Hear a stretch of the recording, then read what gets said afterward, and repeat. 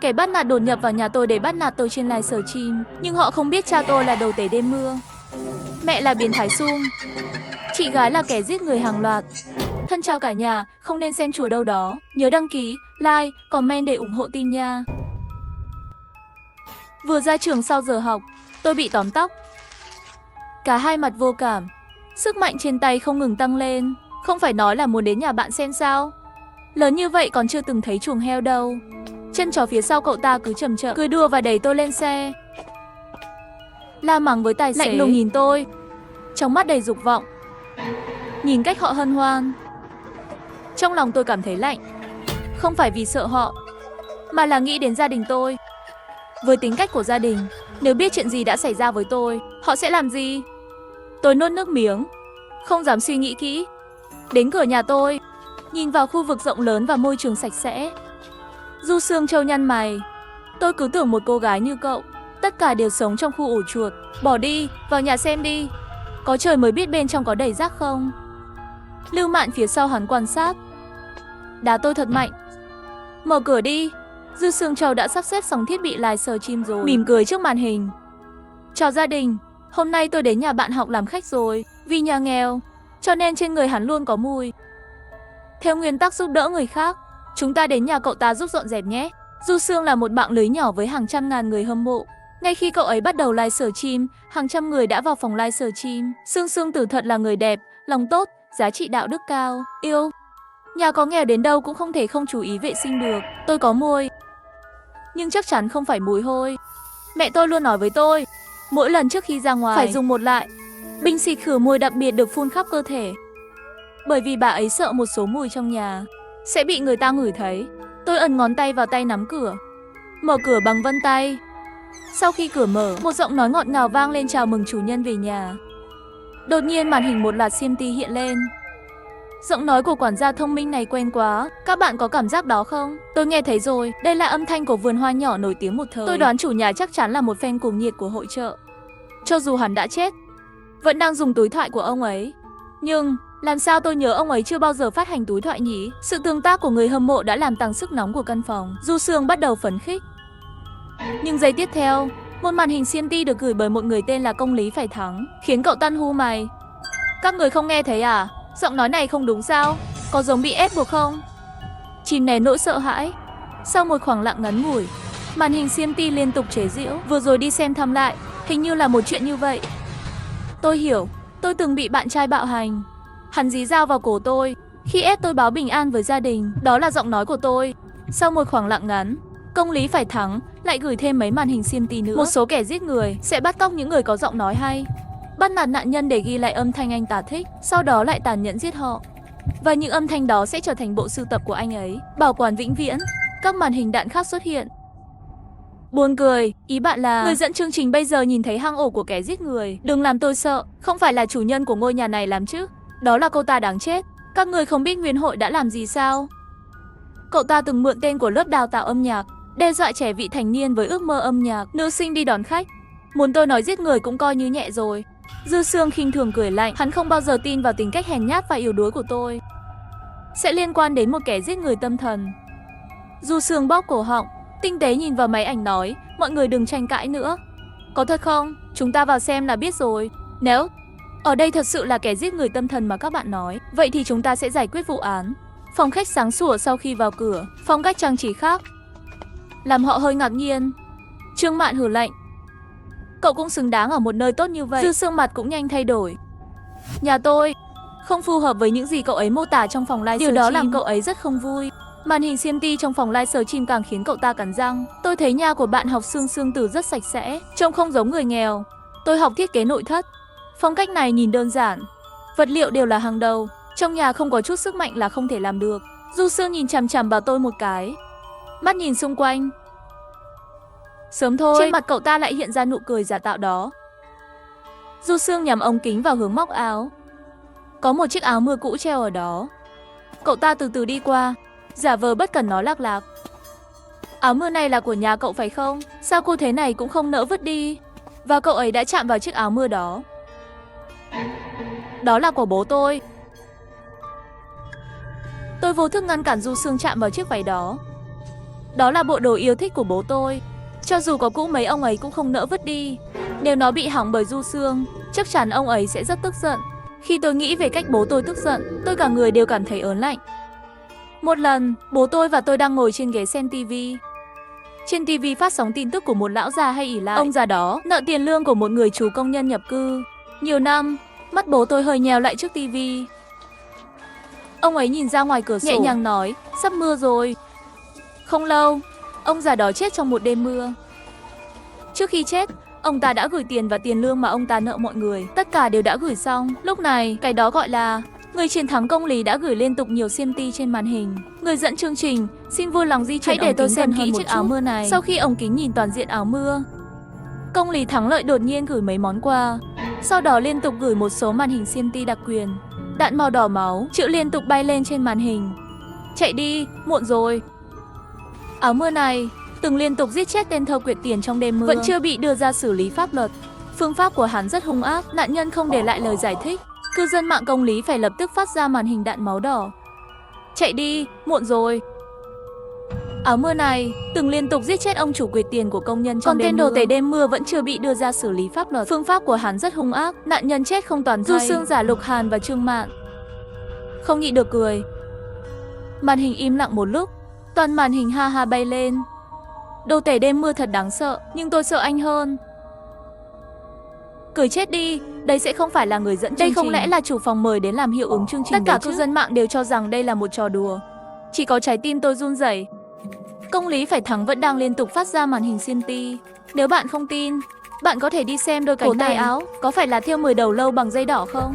Đêm mưa đồ tể giết một người sẽ thêu một cái đầu lâu trên cổ tay áo. Cho đến nay, hắn đã giết 10 người rồi. Du Sương nửa tin nửa nghi ngờ đi qua, phóng to ống kính. Trên màn hình điện thoại của Nhiên xuất hiện 10 đầu lâu màu đỏ. Trong nháy mắt, màn hình bật lên. Mẹ kiếp, không thể nào. Người dẫn chương trình chạy đi, còn chờ gì nữa? Có người tin thì sẽ có người nghi ngờ. Điều này không có nghĩa gì đâu. Đồ tể đêm mưa nổi tiếng quá. Một số đặc điểm của anh ấy rất nhiều người đều biết. Bạn tự tìm kiếm trên phần mềm mua sắm, đa số là áo mưa cùng mẫu của đồ tể giết người. Chẳng bao lâu sau, công lý phải thắng và một vài màn hình xiên ti nữa được đúng vậy. Đồ tể trong đêm mưa là một kẻ bị truy nã đặc biệt. Rất nhiều đặc điểm của ông ta ai cũng biết. Nhưng có một chi tiết các bạn không biết. Một năm trước, cảnh sát đã lên kế hoạch cho một trận mưa để phát hiện ra hành động của đồ tể. Đó là lần gần nhất chúng tôi bắt được hắn. Đáng tiếc là kế hoạch không thành công. Hắn đã trốn thoát, nhưng ai đó đã bắn một phát súng bắn trúng lưng của hắn. Nhìn xem, đằng sau chiếc áo mưa này có dấu vết nào lớn hoặc đã được sửa chữa không? Nếu có, vậy chắc là đêm mưa rồi. Bộ quần áo mà đồ tể mặc khi giết người không còn nghi ngờ gì nữa. Du Sương thay đổi sắc mặt, đi đằng sau áo mưa, nhẹ nhàng nâng quần áo lên. Quả nhiên có một miếng dán phía sau chiếc áo này. Cậu ta hét lên, hai chân mềm nhũn quỳ xuống đất. Tôi mới thở một hơi, cả người thư giãn. Hy vọng họ có thể nhanh chóng rời đi trước khi gia đình tôi trở về. Nhìn vào biểu hiện thư giãn của tôi, Du Sương như nghĩ đến điều gì đó, mắt lập tức liền nhèo lại. Cậu ấy tạm thời tắt livestream, sau đó đi đến trước mặt tôi, một cái tát mạnh vào mặt tôi. Móng tay cứng, vết máu dài trên mặt tôi. Cậu thật là một. Hạ Lạc Lạc biết chúng tôi sẽ đến nhà cậu để livestream, nên đặc biệt tìm đồ tể để dọa chúng tôi phải không? Nếu không phải vừa rồi biểu cảm của cậu bị lộ, có thể tôi thực sự nghĩ rằng có một kẻ giết người trong nhà của cậu. Làm trò với tôi, bạn còn hơi non. Nói xong cậu ta tiện tay lấy một cái kéo từ trên bàn, đi về phía chiếc áo mưa đó. Cơ thể tôi run rẩy, vội vàng đi qua nắm lấy tay cậu ta cầu xin. Tôi không tìm ai để nói dối cậu cả. Cậu thực sự không thể đụng vào chiếc áo mưa này. Du Sương còn là một cái nháy mắt. Lưu Mạn và Lục Hàn đi tới, đặt cánh tay tôi sau lưng. Lưỡi dao sắc bén từ từ lướt qua má tôi. Tôi muốn làm gì? Đến lượt cậu chỉ tay 5 ngón sao. Đừng nói áo mưa đó, cho dù cắt nhỏ cậu, tôi sẽ không sao đâu. Du Sương cười, trong ánh mắt tuyệt vọng của tôi. Cắt nát chiếc áo mưa đó đi. Nhìn trên mặt tôi toàn vẻ sợ hãi, Du Sương lúc này mới hài lòng cười. Cậu ta cầm điện thoại lên, lại khôi phục lại giọng điệu ngọt ngào. Cả nhà ơi, vừa rồi theo yêu cầu của bạn học Lạc Lạc, chúng tôi giúp cậu ta cắt nhỏ cái áo lông vũ kia. Con nói bố cậu ấy làm cậu ấy xấu hổ, muốn chúng tôi cắt áo lông vũ của bố cậu ấy. Thật là khiến người ta lạnh tâm mà. Trong lúc nhất thời, toàn bộ màn hình đạn đều đang mắng tôi. Nhưng người được gọi là công lý phải thắng gửi thêm một màn hình xiêm tí nữa. Người dẫn chương trình chờ một chút. Bạn có thể cho tôi xem cái kéo trong tay bạn không? Du Sương cười lạnh một tiếng, nhẹ nhàng nói. Tôi liền tiếp tục cùng cậu ta diễn tiếp. Dù sao cũng có thể mang lại nhiệt cho phòng livestream của tôi. Công lý phải thắng xem nửa ngày. Gửi đi một câu, bạn biết không? Chiếc kéo này không phải màu đỏ, những màn hình CMT khác đều đào bới anh ta. Lúc đầu không biết ai là người mù màu. Đại ca, có phải màn hình điện thoại bị hỏng không? Đây rõ ràng là một cái kéo màu đỏ. Công lý phải thắng không ngừng, liên tục gửi mấy màn hình CMT. Ý tôi là màu gốc của chiếc kéo này không phải là màu đỏ. Sau đó nó đã được nhuộm màu đỏ, thường xuyên bị nhiễm, ngâm máu tươi mới từ từ bị nhuộm thành màu đỏ. Tôi nghi ngờ hắn ta là người thích dùng kéo, kẻ rớt người cắt người thành từng mảnh nhỏ. Kéo dùng để thanh thế dao. Du Song không nhịn được, cậu ta cười. Lục Hàn và Trương Mạn nhìn tôi như một thằng ngốc. Lục Hàn tiến lại đây và mỉm cười không tốt. Bàn tay anh ấy cứ sờ mò sau lưng tôi. Hạ Lạc Lạc, cậu đã trở nên quá lố bịch rồi. Có ai tin cậu không? Sau một khoảng dừng ngắn, màn hình bật cười. Gã này càng ngày càng thái quá. Có phải là ảo tưởng bị rớt không? Hỏng rồi, vậy tôi thành chỗ để mài dao rồi. Nhà tôi có một con dao làm bếp màu đỏ. Liên tục có người chia sẻ và kéo bạn bè vào. Lúc đó nhiệt độ livestream tăng lên. Ha ha, giữa hai mắt mày lộ ra vẻ đắc ý. Những suy nghĩ nhỏ nhặt của cậu không chỉ bị tôi nhìn thấu. Ngược lại, nó làm tăng nhiệt độ phòng livestream của tôi. Trộm gà không được còn mất nắm gạo, cảm giác không dễ chịu phải không? Tôi hơi cúi đầu xuống, thân thể run rẩy vì sợ hãi. Động tác nhỏ của Lục Hàn đối với tôi sau lưng làm tôi sợ. Kể từ khi cậu ta tỏ tình tôi thất bại, bắt đầu bắt nạt tôi với Du Sương. Cha của họ đều là quan chức cấp cao và giàu có. Ở trường, ngay cả giáo viên và lãnh đạo cũng không có cách nào. Nhưng nếu để chị gái biết rằng Lục Hàn đã đối xử với tôi như vậy, chắc chắn chị ấy sẽ rất tức giận. Chị gái luôn không thích tôi tiếp xúc với những người đàn ông khác. Và tôi sợ chị gái hơn bố. Tôi nhớ có lần tôi bị một thằng con trai quấy rối. Cậu ấy là con trai của một quan chức cấp cao, kẻ bắt nạt nổi tiếng nhất trường. Tôi bị cậu ta quấy rầy từng ngày, thậm chí theo tôi về nhà. Nhưng cho dù tôi cố ý giấu chuyện này, vẫn là bị chị gái phát hiện rồi. Không lâu, nam sinh đó đã mất tích. Màn hình hiển thị, nơi cuối cùng hắn xuất hiện là gần nhà tôi. Kể từ đó, gần nhà tôi có rất nhiều chó mèo hoang. Tôi hỏi chị gái rồi, chị ấy không thừa nhận là chị ấy làm. Nhưng tôi thấy rõ, cái kéo chị ta dùng để cắt vải, màu sắc đậm hơn nhiều. Đối mặt với sự nhạo báng của mọi người, công lý phải thắng, lại gửi đến mấy màn hình bình luận nữa. Nói chung, loại kéo cắt vải này, mẫu lớn nhất là 12 in. Và để tiết kiệm sức lực, trọng lượng tối đa không quá 1 kg. Nhìn kìa, chiếc kéo này rõ ràng đã vượt quá 15 in. Hơn nữa xem trọng lượng của nó dường như là 2 đến 3 kg.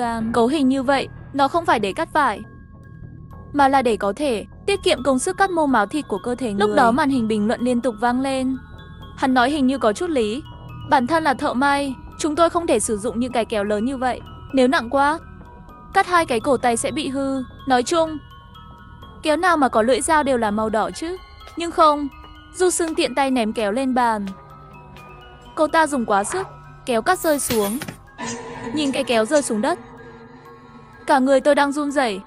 Đây là chiếc kéo yêu thích của chị gái tôi. Họ đưa tôi đi quanh nhà. Ngoài cửa sổ đã là mây đen, trong phòng rõ ràng là tối dần. Và thời điểm này, gia đình tôi cũng sắp về rồi. Tôi chỉ hy vọng họ có thể trước khi gia đình tôi trở về mà rời đi. Khi đi qua một căn phòng, tôi run lên. Trong lòng thầm nhủ, đừng để ý căn phòng này. Nhưng Du Sương nhận thấy sự khác thường của cơ thể tôi. Cậu ta dừng lại trước căn phòng đó, nhìn tôi với ý đồ không hay. Hạ Lạc Lạc, sao cậu lại cứ để ý đến căn phòng này thế? Chẳng lẽ bên trong có bí mật gì không thể nói ra sao? Tôi nhìn vào căn phòng đó, trong mắt lộ ra sợ hãi. Đó là gia đình tôi, tác phẩm hoàn hảo nhất được tạo ra cùng nhau. Nhưng họ không bao giờ cho tôi vào. Nhìn vào biểu hiện sợ hãi của tôi, Du Sương cười. Cậu ta bất chấp lời khuyên của tôi, đưa tay đẩy cửa ra. Du Sương khinh thường ném cái kéo lên bàn. Cả người tôi đang run rẩy. Đây là chiếc kéo yêu thích của chị gái tôi. Họ đẩy cửa phòng ra, muốn vào căn phòng mà tôi không bao giờ dám vào. Tôi chỉ có thể quỳ xuống cầu nguyện họ có thể trước khi gia đình tôi trở về. Mau rời đi. Họ không quan tâm đến lời khuyên của tôi, đưa tay đẩy cửa ra. Nhưng cảnh tượng trong phòng vượt quá mong đợi của tôi. Bên trong không tối tăm như tôi tưởng tượng, âm u ma quái. Ngược lại, đèn bên trong sáng, một căn phòng trống không có bụi. Nhưng tôi chỉ đứng đó, đôi mắt đầy ánh sáng. Những tiếng hét phát ra từ căn phòng này dường như lại vang lên bên tai. Ở đây chắc chắn sẽ không đơn giản như vẻ ngoài. Lúc này, Du Sương tìm thấy một cái mặt nạ màu trắng bạc sau cánh cửa. Cậu ta đảo mắt, nói trước ống kính rằng công lý phải thắng. Đại ca, lần này không cần anh nữa, để tôi giới thiệu với các bạn. Mặt nạ này chắc là trong truyền thuyết, giống như phong cách giết người của nữ sát nhân. Nữ sát nhân thích xuất hiện vào ban đêm, chuyên săn những kẻ ác đã thoát khỏi sự trừng phạt của pháp luật. Ha, mỗi lần giết người cô ta đều dùng cách tra tấn khác nhau, cho nên mọi người đều gọi hắn là sự hành nữ. Tôi đoán là anh lại bảo chúng tôi cẩn thận. Có lẽ sự hành nữ sống ở đây. Làm ơn, đồ tể đêm mưa, kéo ma và sự hành nữ. Xác suất 3 người sống cùng nhau thấp hơn tôi trúng 50 triệu vé số. Lúc đó màn hình đạn liên tục vang lên. Ha ha ha, Sương Sương Tử nhổ nước bọt cười trước tôi rồi. Thật ra cũng không phải là không thể. Có lẽ 3 người họ là một gia đình. Nhưng lần này công lý thắng lợi lại không xuất hiện. Du Sương đảo mắt rồi chuẩn bị rời khỏi đây. Nhưng Trường Man lại dừng lại. Cậu ta hưng phấn chỉ vào tường sau cánh cửa nói mau nhìn. Đây là một cái nút. Tôi còn chưa kịp ngăn cậu ta lại, chỉ cần nhanh tay ấn cái nút đó. Sau khi nút được ấn, tia laser và căn phòng bí mật mà tôi tưởng tượng không xuất hiện. Trên trần nhà, một số đầu phun bắt đầu phun ra sương mù và nước. Sau đó đèn trong phòng bắt đầu tắt dần. Khi bốn phía chìm vào bóng tối, trên trần và tường của căn phòng bắt đầu xuất hiện huỳnh quang màu xanh nhạt. Huỳnh quang hội tụ lại với nhau và dao động, giống như một dải ngân hà màu xanh. Du Sương và Trương Mạn đều kinh ngạc che miệng. Và màn hình bình luận trực tiếp nổ tung. Đẹp thật. Người dẫn chương trình nhanh chóng giúp tôi hỏi bạn học của hiệu ứng này được thực hiện như thế nào. Lúc này, chính nghĩa tất thắng đột nhiên xuất hiện. Màn hình bình luận màu đỏ máu độc quyền của anh ấy có rất nhiều thứ chi chít di chuyển. Chạy đi, các người sẽ chết thật đấy. Tôi không phải kẻ nói dối, các bạn vào xem trang chủ của tôi là hiểu rồi. Du Sương nghi ngờ vào trang chủ của anh ta. Trang chủ công lý tất thắng chỉ có một động thái, là 2 bức ảnh, tương ứng là thẻ cảnh sát và một người mặc đồng phục cảnh sát với khuôn mặt bị che khuất. Màn hình bình luận này đang bàn tán rất nhiều. Anh ơi, hóa ra anh đúng là cảnh sát. Cảnh sát thì làm sao, cảnh sát cũng không thể làm loạn được. Tôi thấy bầu trời đêm cũng đâu có phạm pháp. Rất nhanh công lý tất thắng trả lời. Các cậu có biết vì sao vừa rồi lại phun nước không? Tại sao sau khi tắt đèn sẽ xuất hiện huỳnh quang màu xanh đó? Bởi vì vừa rồi là phản ứng luminon, nó sẽ phản ứng với máu, phát ra huỳnh quang màu xanh. Trong nháy mắt tôi đã hiểu hết. Thì ra đây là gia đình tôi. Tác phẩm hoàn hảo nhất. Dải ngân hà đầy sao được vẽ bằng máu của vô số người. Cái lạnh làm mòn cơ thể tôi từ mọi hướng. Còn Du Sương và Trương Man họ thậm chí sợ hãi liên tục hét lên. Không phát nữa, tôi không phát nữa, tôi muốn ra khỏi đây. Mặt Du Sương trắng bệch, đóng cửa phòng livestream rồi chạy ra ngoài. Hai người kia đã xông ra khỏi cửa. Ngay lúc này, bên ngoài vang lên một tiếng sấm. Không kịp, bởi vì vừa rồi tôi đã nghe thấy tiếng bước chân bên ngoài. Gia đình tôi đã đến cửa rồi. Tôi ra khỏi phòng, đúng lúc nhìn thấy Du Sương 3 người bọn họ đứng ở cửa. Cửa phòng đang từ từ mở ra. Bố mẹ và chị gái tôi đẩy cửa bước vào. Cửa bị khóa rồi. Bố tôi nhìn chiếc áo mưa rách nát, mắt hơi nheo lại. Chị gái tôi nhìn kéo trên mặt đất nở một nụ cười. Mẹ tôi nhìn cánh cửa mở ra sau lưng tôi, nhẹ nhàng đẩy gọng kính khung bạc, cười nói là bạn học của Lạc Lạc sao? Chào mừng. Ngồi đi, chúng tôi sẽ làm bữa tối cho các cháu. Trương Man nhẹ nhàng thì thầm. Bố mẹ của Lạc Lạc nhìn như là giới thượng lưu cấp cao, chắc không phải là kẻ giết người đâu. Vừa rồi công lý phải thắng có phải nhìn nhầm không? Du Sương sắc mặt thay đổi, cuối cùng vẫn là nói với mẹ tôi. Dì ơi, hơi muộn rồi, chúng cháu vẫn là nên về thôi. Mẹ tôi có nụ cười trên khuôn mặt, thân mềm nói với Du Sương và Lục Hàn. Bên ngoài mưa to như vậy, đi muộn chút cũng không kịp nữa. Đúng rồi, các cháu chính là Du tiểu thư và Lục thiếu gia phải không? Tôi rất ngưỡng mộ danh tiếng của nữ chủ tịch và bộ trưởng Lục Đố. Du Sương sau khi nghe xong rõ ràng là thư giãn, trên mặt cậu ta hiện ra nụ cười khinh thường. Dì nhận ra bố tôi sao? Xem ra các người chắc là làm ở công ty nhà tôi. Thảo nào Hạ Lạc Lạc bình thường ở trường cũng là một kẻ thấp giọng nhìn xuống. Mẹ tôi không phản bác sau khi nghe xong, mà là cười tiếp tục nói. Cô Du và Lục thiếu cũng đã đến rồi, sao không giúp tôi một việc? Lục Hàn lạnh mặt ghê tởm nói. Chúng tôi không thân với Hạ Lạc Lạc, các người đừng có muốn làm thân. Mẹ tôi mở mắt, biểu thị với ba túi vải thô màu đen trên lưng ra. Một việc nhỏ đơn giản, không mất của các cháu đến 1 phút đâu. Bố tôi vô cảm, lấy 2 thứ ra khỏi túi hành lý, ném trước Du Sương và Lục Hàn. Khi họ nhìn thấy những thứ trên mặt đất, sợ hãi hét lên. Mẹ tôi cười ngượng ngùng. Các cháu xem ta này chỉ nhớ đặt cá chủ tịch và bộ trưởng Lục bỏ vào một cái túi, lẫn lộ cả rồi, phiền các cháu đến nhận ra nhé. Cái nào là cha của mình? Du Sương mặt mũi trúc bệch, ánh mắt cũng là loại sợ hãi vô tận mà tôi quen thuộc. Tôi cầu nguyện họ sẽ nhanh chóng rời khỏi nhà tôi. Nhưng đã muộn rồi, bố mẹ và chị gái tôi đã về rồi. Bố tôi nhìn chiếc áo mưa bị cắt vụn, mắt hơi nheo lại. Chị gái tôi nhìn cái kéo bị hỏng trên mặt đất, thể hiện một nụ cười. Mẹ tôi nheo mắt ra hiệu cho bố tôi. Bố mở túi hành lý màu đen trên lưng ra. Bố tôi vô cảm, lấy 2 thứ ra khỏi túi hành lý, ném trước mặt Du Sương và Lục Hàn. Khi họ nhìn thấy những thứ trên mặt đất, kinh sợ hét lên. Trên mặt đất là 2 cánh tay đẫm máu. Mẹ tôi cười ngượng ngùng. Các cháu xem ta này chỉ nhớ đặt cánh tay của Chủ tịch Du và Bộ trưởng Lục cho vào túi. Nhầm lẫn rồi, phiền các cháu đến nhận dạng nhé. Cái nào là cánh tay của cha mình? Du Sương mặt nhợt nhạt, nhìn chằm chằm vào một trong những hình xăm trên cánh tay. Du Sương nước mắt nước mũi chảy, nắm chặt ống quần của bố tôi. Chú để chúng con đi. Chuyện hôm nay con hứa sẽ không nói ra. Bố tôi không để ý đến cậu ta. Tôi nhìn mẹ tôi. Chị gái tôi đặt xong cái kéo trên bàn, nhìn chằm chằm vào Du Sương. Mẹ ơi, con thích làn da trên mặt cô ấy. Lát nữa để con cắt xuống sưu tầm đi. Du Sương vừa nghe xong liền quỳ xuống đất. Lục Hàn nhìn tôi bên cạnh, nhào tới quỳ xuống đất không ngừng dập đầu. Lạc Lạc làm ơn để tôi đi. Tôi hứa sẽ không bao giờ bắt nạt cậu nữa. Nhìn họ kìa.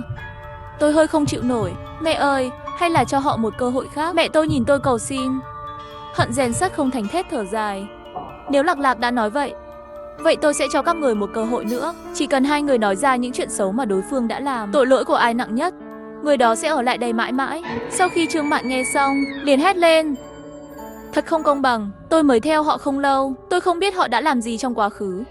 Miệng chị gái tôi nhếch lên. Vậy là cô sẽ từ bỏ cơ hội này. Nói xong chị ấy kéo tóc Trương Mạn, đưa cậu ta ra ngoài. Lát nữa bên ngoài liền truyền ra tiếng hét chói tai của Trương Mạn.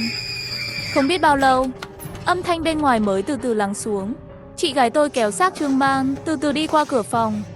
Trương Mạn toàn thân máu me, mắt mở to, khuôn mặt đầy máu của chị gái tôi, cười với Du Sương, để lộ hàm răng trắng bệch. Du Sương không chịu nổi nữa, cậu ta điên cuồng kêu lên, tôi không muốn chết. Tôi nói gì cũng được. Du Sương nhìn sâu vào mắt Lục Hàn, như là hạ quyết tâm.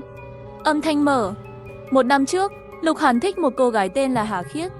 Cậu ấy nhiều lần theo đuổi nhưng không có kết quả. Sau một đêm tự học, cậu ta lừa Hà Khiết lên mái nhà. Lục Hàn chuẩn bị ép lấy Hà Khiết, nhưng Hà Khiết nguyện chớt không theo. Trong cuộc đấu tranh, Hà Khiết trèo qua hàng rào và rơi xuống. Chuyện này là do cha của Lục Hàn giải quyết. Ông ấy thông đồng với lãnh đạo trường, giả mạo thư tuyệt mệnh của Hà Khiết, làm cho mọi người nghĩ cậu ấy tự tử vì áp lực học tập.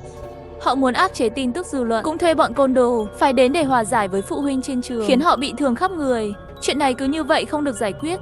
Cậu ta ngày thường tỏ ra là một hát bao trường, nhưng thực ra là một người xấu. Nếu muốn rớt thì rớt cậu ta đi. Mẹ tôi ôm ngực sau khi nghe xong, khí huyết dâng trào nhìn Lục Hàn. Biểu cảm của Lục Hàn bị xấu đi, các tĩnh mạch trên trán nổi lên. Hắn đỏ mắt, cắn răng nghiến lợi nói. Cậu thật sự nghĩ mông mình sạch sẽ sao? Những gì cậu đã làm với Duẫn Kiều, tôi biết rất rõ. Chỉ vì trước mặt mọi người ở trong cuộc thi khiêu vũ, lấy hạng nhất, lấy hết ánh đèn sân khấu của cậu, mà các câu một mối hận thù với cậu ấy. Cái gì mà nữ thần trường học Du Sương chứ? Cậu đã tìm mấy người vô gia cư trên đường về nhà của Duẫn Kiều, kéo cậu ta vào rừng và cưỡng hiếp cậu ta. Người vô gia cư không biết nặng nhẹ, vô tình bóp chết Duẫn Kiều. Cậu bảo họ ném cậu ta xuống sông, lại tìm người xóa đi tất cả chứng cứ. Tội nghiệp cha mẹ của Duẫn Kiều vẫn chưa tìm thấy thi thể con gái họ. Nghe họ vạch trần tội ác của nhau, cả người tôi đang run rẩy. Trong mắt tôi, vẻ ngoài xinh đẹp của 2 người này dần dần biến mất. Ẩn bên trong là 2 con quỷ xấu xí đang sợ hãi. Khoảnh khắc đó tôi đột nhiên có chút hối hận. Hối hận đã cho họ một cơ hội để sống. Sau khi Lục Hàn nói xong, mẹ tôi kéo kính không tròng trên sống mũi.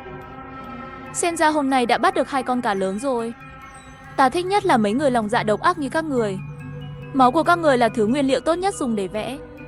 Bố tôi không lên tiếng, chỉ lấy ra con dao dựa khổng lồ của mình, từ từ chơi trong tay. Du Sương và Lục Hàn kinh hoàng nhìn họ, như 2 con cừu non đang chờ giết mổ. Mẹ tôi đưa tay đỡ gọng kính, lắc đầu. Thật sự rất khó quyết định mà. Nhưng cô bạn học này, tội lỗi của bạn dường như nghiêm trọng hơn. Thật tiếc là cậu đã thất bại trong bài kiểm tra này. Mặt Du Sương trắng bệch, giống như tinh thần bị rút cạn ngay lập tức. Bố tôi vô cảm, từ từ giơ dao dựa lên. Nhưng lúc này, bên ngoài vang lên tiếng còi báo động. Cửa phòng bị đạp mạnh. Cảnh sát có súng bao vây chúng tôi. Cảnh sát Quốc Tử đứng đầu đang quan sát chúng tôi, giọng nói uy nghiêm. Xin chào, tôi là đại úy Lưu của đội cảnh sát hình sự. Vừa nhận được báo cáo là mấy người bị tình nghi giết người và có thể chứa nhiều tên tội phạm bị truy nã. Du Sương và Lục Hàn giống như nhìn thấy vị cứu tinh, cố gắng đi đến bên cạnh đội trưởng Lưu. Sợ hãi. Họ là những kẻ giết người tâm thần, thu thập bản ghi âm của người chết, làm nghệ thuật từ máu. Bạn học của chúng tôi bị con gái họ giết chết, ngay cả da mặt cũng bị lột ra hết rồi. Chú cảnh sát nhanh chóng bắt họ lại. Du Sương và Lục Hàn càng nói càng kích động, như thể một sức sống mới đã được truyền vào cơ thể. Mẹ tôi che miệng cười. Cảnh sát, anh nhìn hai đứa trẻ có trí tưởng tượng biết bao. Đội trưởng Lưu lúc này cười tè tét với mẹ tôi. Có vẻ như chuyện sắp kết thúc rồi. Du Sương và Lục Hàn lúc đầu sửng sốt, không biết Lưu đội trưởng có ý gì, nhưng vẫn cố gắng đi đến bên cạnh đội trưởng Lưu, chỉ vào chúng tôi và nói: họ là những kẻ giết người tâm thần, thu thập bản ghi âm của người chết, làm nghệ thuật từ máu. Bạn học của chúng tôi bị con gái họ giết chết, ngay cả da mặt cũng bị lột ra hết rồi. Chú cảnh sát nhanh chóng bắt họ lại. Du Sương và Lục Hàn càng nói càng kích động, như thể một sức sống mới đã được truyền vào cơ thể. Mẹ tôi cười khúc khích. Cảnh sát, anh xem, hai đứa trẻ này có nhiều trí tưởng tượng quá. Nay không phải là sắp đến ngày cả tháng tư sao? Chúng tôi chỉ đùa với nó thôi. Du Sương chỉ vào vết máu bên ngoài phòng, nói dữ dội: đây là vết máu mà bạn học cháu bị rớt để lại. Các chú đi tìm thi thể của cậu ấy, nhất định sẽ hiểu. Giây tiếp theo, cậu ta giống như bị bóp cổ. Âm thanh dừng lại. Người mà cậu ấy nói bị rớt là Trương Mạn, đang vui vẻ nói chuyện và bước vào. Du Sương như nhìn thấy ma, một lời cũng nói không nên. Nhìn ánh mắt nghi ngờ của đội trưởng Lưu, Lục Hàn chỉ vào tường nói: Lưu đội trưởng, làm phiền kiểm tra các bức tường của căn phòng này. Phía trên, tất cả đều là máu của nạn nhân mà bị bọn chúng giết hại. Đội trưởng Lưu vẫy tay, cảnh sát phía sau lấy bình xịt và phun lên tường. Đội trưởng Lưu lắc đầu. Chị gái tôi đi tới và nhấn công tắc, chỉ vào tường. Ánh sáng huỳnh quang màu xanh từ từ xuất hiện. Đây chỉ là một loại đèn phát sáng vô hình mà tôi thiết kế thôi. Họ không thể nhìn thấy nó trong ánh sáng, chỉ có trong bóng tối mới có thể mở ra màu sắc vốn có. Du Sương không dám tin, lại bật đèn lên. Cậu ta giống như nhớ ra cái gì đó, đối với đôi mắt có thiếu kiên nhẫn Lưu đội trưởng. Cầu xin. Chú ơi, nhìn cái kéo trong tay chị ta xem, tất cả đều bị máu người thấm đẫm. Người dùng kéo như thế này chắc chắn không phải người tốt. Chị gái tôi cười, đưa cái kéo trong tay cho đội trưởng Lưu. Trẻ em ngày nay đọc quá nhiều tiểu thuyết trinh thám, nghi thần nghi quỷ.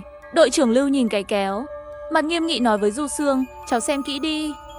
Cái này rõ ràng là nhuộm bằng sơn. Lục Hàn cắn răng nói: cha chúng tôi đã bị rớt. Họ cắt cánh tay ra, nó ở trong túi bên ngoài. Đội trưởng Lưu mặt không biểu cảm nói: những gì cháu nói là trong túi du lịch màu đen bên ngoài. Một đoạn tay mô phỏng. Du Sương và Lục Hàn không biết phải làm gì. Lúc này đến lượt mẹ tôi nói chuyện. Đội trưởng Lưu, anh yên tâm, lần này anh không phải vô ích mà trở về đâu. Mẹ tôi giơ cây bút ghi âm trong tay lên, nhấn nút phát. Nghe giọng nói của Du Sương và Lục Hàn bên trong, sắc mặt đội trưởng Lưu dần trở nên nghiêm trọng, mà hai người bọn họ toàn thân bắt đầu run rẩy. Tất cả sự oán hận trên mặt đều bị thay thế bởi sợ hãi. Đội trưởng Lưu nhìn chúng tôi thật sâu, lấy cây bút ghi âm trong tay mẹ tôi, áp giải Du Sương và Lục Hàn quay người rời đi. Trương Man chạy tới ôm chặt lấy tôi, khóc không thành tiếng. Nhìn ra ngoài cửa sổ, mưa lặng, mây đang từ từ tan dần. Tôi lấy điện thoại ra và gửi một tin nhắn WeChat. Mưa ngừng rồi, người nhận tên là Công Lý phải thắng.